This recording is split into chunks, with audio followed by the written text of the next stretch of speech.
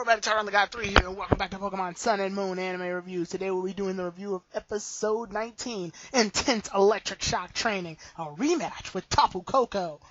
This episode was good. It did what it needed to, and I said that the last time. Well, actually, I said that about a Dragon Ball Super review, but this episode, we were all anticipating this episode, I think I want to say about 3 to 4 weeks ago? About almost 3 weeks ago, because at that point, Rockruff was confirmed to be caught at that point, and then we got the promotional poster in the Korokoro stands about Ash fighting Tapu Koko again. So, yeah, there is a downside I will explain in this episode, but I'll explain it when I'm done saying everything else.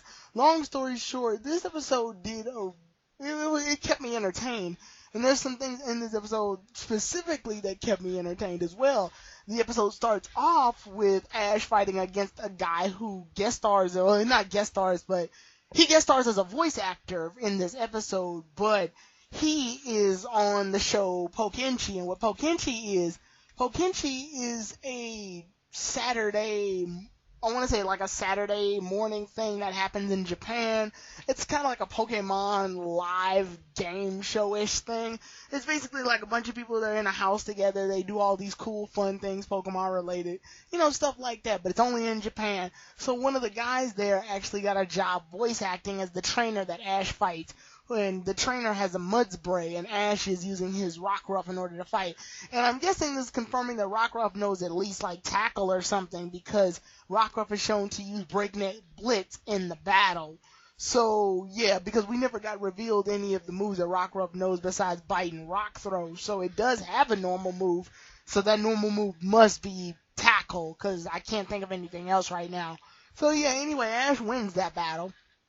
And when he wins that battle, he's pumped up to fight Tapu Koko again. So then Sophocles says, hey, come to my house if we can think of a strategy, because Tapu Koko is an electric type Pokemon.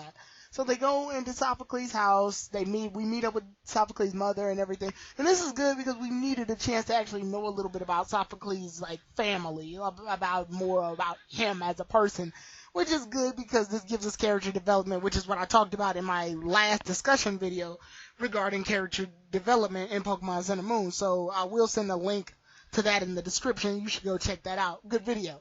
Anyway, moving forward, we see that Ash fumbles around with a couple of things in the laboratory while Sophocles and Rotom go over some data and about Tapu Koko.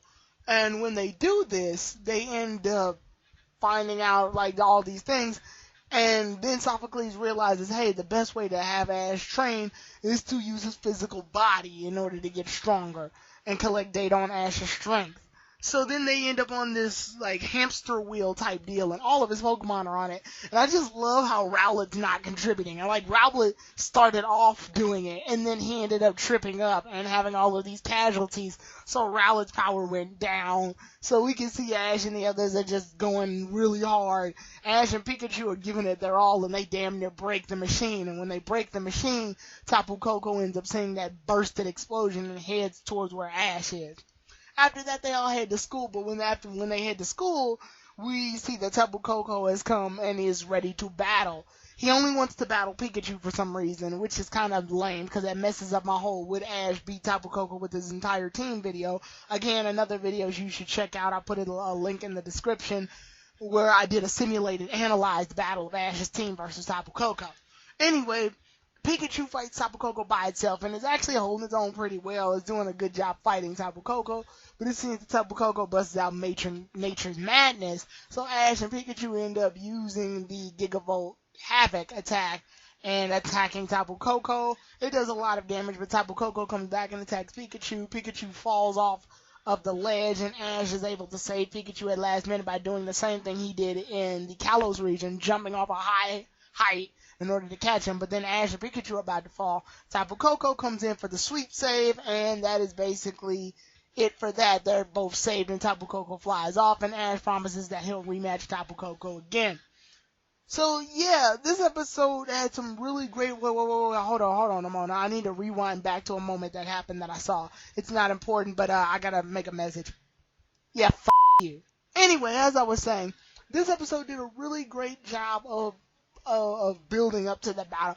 Honestly, though, I think there could have been some better build up to this battle, and what I mean by that is I wish the episode was more devoted to the battle rather than just the stuff beforehand. Like, I get Sophocles' contribution to the episode, which, that's fine. I like the character development of it, but at the exact same time, I wish there was a way to have gotten a bit more ready for the battle. Like, I wish the night of, or while Ash was hanging out with Sophocles, Tapu Koko could have been, like, swerving around trying to look for Ash, and Pikachu has, like, these sudden sparks and gets alerted, but then is back to playing again with Togedemaru and things like that. But the episode did a good job. Really can't complain about what went down. It was a good episode. It got everything it needed to get out of the way. And it focused on the important stuff, the battle between Ash and Tapu Koko. At this point, we can see that Ash's rival is Tapu Koko.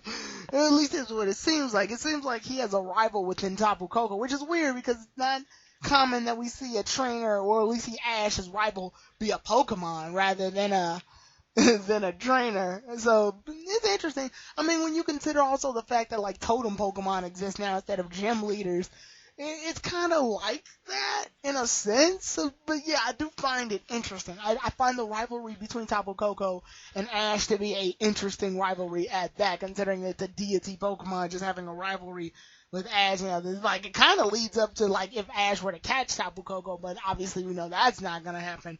But I do respect the rivalry that Ash has between Tapu Koko, just simply because it makes for a rather interesting plot that we can dig into later.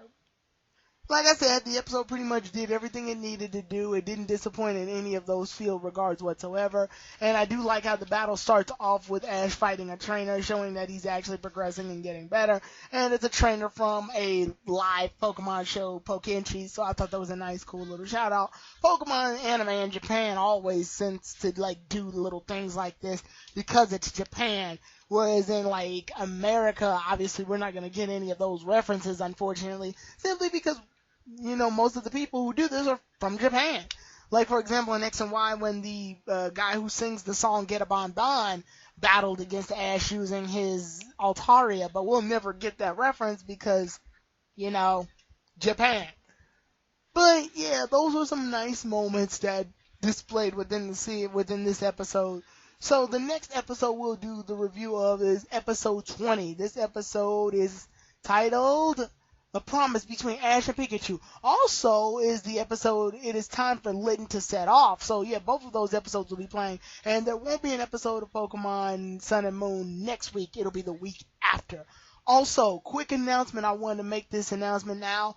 As of next week, on Friday, I will be moving. I will be getting my first apartment. So I won't be making many videos at that time, but I will once I get everything settled, get everything unpacked, or get everything situated.